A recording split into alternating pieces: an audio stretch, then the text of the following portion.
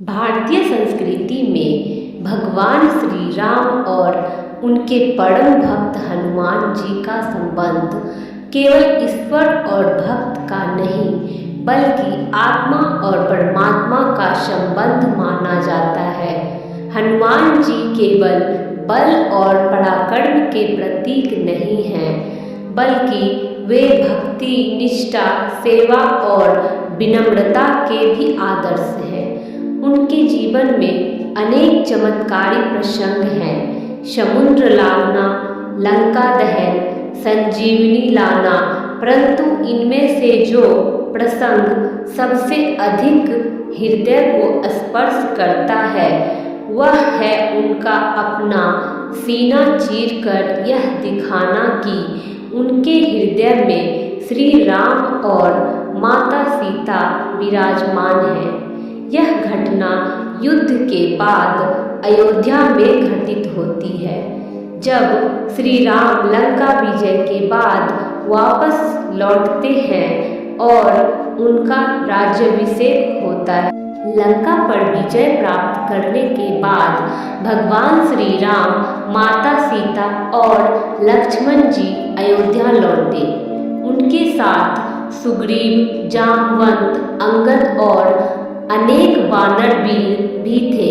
अयोध्या में दीपों की पंक्तियां सजाई गई। लोग नाच गाकर अपने प्रिय राजा का स्वागत कर रहे थे। चारों ओर उल्लास और आनंद की लहर थी। राज्याभिषेक का दिन आया। विशाल सभा सजी। ऋषि मुनि, देवता, वानर, भालू सेना, अयोध्या के नागरिक सभी उपस्थित थे। श्री राम का राज तिलक हुआ। माता सीता उनके बगल में विराजमान थी। वातावरण अत्यंत पवित्र और मंगलमय था। राज्याभिषेक के उपरांत श्री राम और माता सीता ने अपने सहयोगियों को उपहार देने का निर्णय लिया। सभी वानर वीरों को कीमती वस्त्र, आभूषण और सम्मान प्रदान किए गए। माता सीता ने अपने गले से एक सुंदर बहुमूल्य मोतियों का हार उतारा। वह हार अत्यंत दिव्य था। मोतियों की चमक चंद्रमा जैसी उज्ज्वल थी।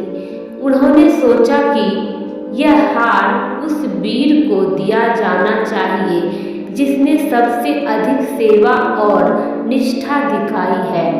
सभा में उपस्थित सभी की दृष्टि एक ही व्यक्ति पर जा टिकी, हनुमान जी। माता सीता ने प्रेम पूर्वक वह हार हनुमान जी को भेंट किया।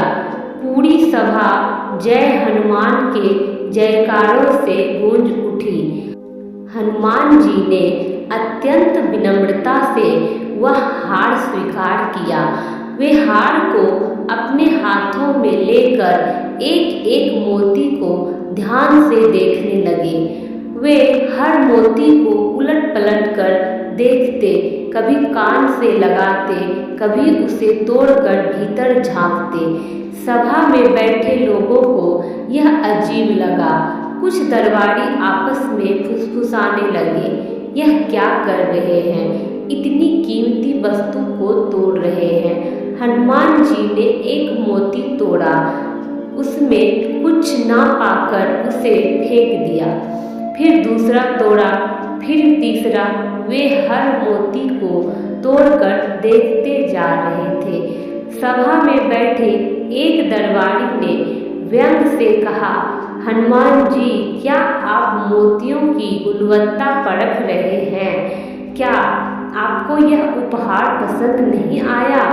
हनुमान जी ने शांत भाव से उत्तर दिया, मैं देख रहा हूँ कि इन मोतियों में मेरे प्रभु श्री राम और माता सीता है या नहीं। यदि इनमें वे नहीं है तो मेरे लिए इनका कोई मूल्य नहीं। सभा में सन्नाटा छा गया। कुछ दरबारियों को यह उत्तर अहंकारपूर्ण लगा। उन्होंने कहा, यदि आपके लिए वही वस्तु मूल्यवान है जिसमें राम सीता हो, तो क्या आपके भीतर वे हैं? यह प्रश्न जैसे चुनौती बनकर सामने आया। हनुमान जी ने मुस्कुराकर उत्तर दिया, हाँ, मेरे भीतर तो हर श्वास में, हर कण में केवल मेरे प्रभु श्री राम और माता सीता ही बसे हैं। सभा में कुछ लोग संशय से भर गए। एक ने कहा, यदि ऐसा है तो दिखाइए। हनुमान जी ने बिना एक क्षण की देर किए अपने दोनों हाथों से अपनी छाती के बीचों बीच नाखून गड़ा दिए। सभा स्तब्ध रह गई, सबकी आंखें विस्फारित हो गई। उन्होंने धीरे धीरे अपना सीना चीर दिया, परंतु आश्चर्य, न रक्त की धारा न पीड़ा का भाव। उनकी छाती के भीतर एक दिव्य प्रकाश फैल गया। उस प्रकाश के मध्य सिंहासन पर विराजमान थे भगवान श्री राम और माता सीता। उनके समीप लक्ष्मण जी भी खड़े थे। उनके हृदय में सचमुच राम सीता का साक्षात निवास था। सभा में उपस्थित सभी लोग अभिभूत हो उठे। कुछ की आंखों से आंसू बहने लगे। यह दृश्य केवल भक्ति नहीं, भक्ति की चरम सीमा थी। भगवान श्री राम स्वयं सिंहासन से उठकर हनुमान जी के पास आए। उन्होंने स्नेहपूर्वक उनका सीना स्पर्श किया।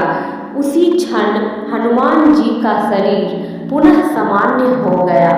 राम जी ने कहा, हनुमान, तुम्हारी भक्ति अद्वितीय है। मैं तुम्हारा ऋण कभी नहीं चुका सकता। हनुमान जी ने हाथ जोड़कर कहा, प्रभु, सेवक का कोई अस्तित्व नहीं। मेरा जीवन केवल आपकी सेवा के लिए है। यह प्रसंग केवल एक चमत्कारी घटना नहीं है, बल्कि गहरे आध्यात्मिक संदेश से भरा है। निष्काम भक्ति। हनुमान जी ने कभी बदले में कुछ नहीं मांगा। उन्हें केवल सेवा चाहिए थी, आंतरिक शुद्धता। उनके हृदय में कोई द्वेष, अहंकार या स्वार्थ नहीं था।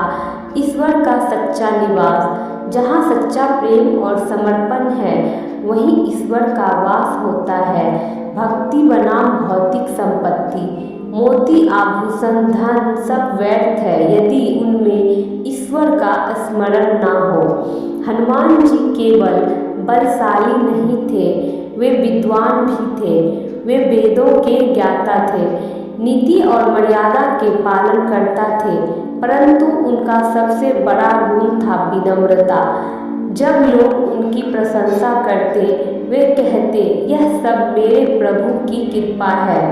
हनुमान जी और श्री राम का संबंध केवल औपचारिक नहीं था, यह प्रेम का बंधन था।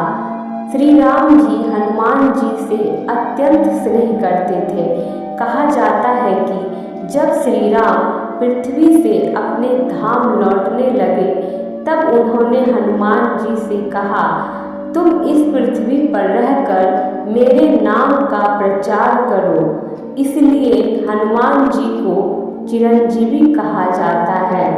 इस कथा से हमें सीख मिलती है कि सच्ची भक्ति बाहरी आडंबर में नहीं, हृदय की पवित्रता में है। ईश्वर को पाने के लिए दिखावे की नहीं, सच्चे प्रेम की आवश्यकता है।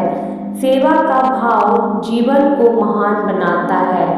आज के समय में जब लोग बाहरी वैभव को अधिक महत्व देते हैं, यह कथा हमें याद दिलाती है कि वास्तविक धन प्रेम और भक्ति है।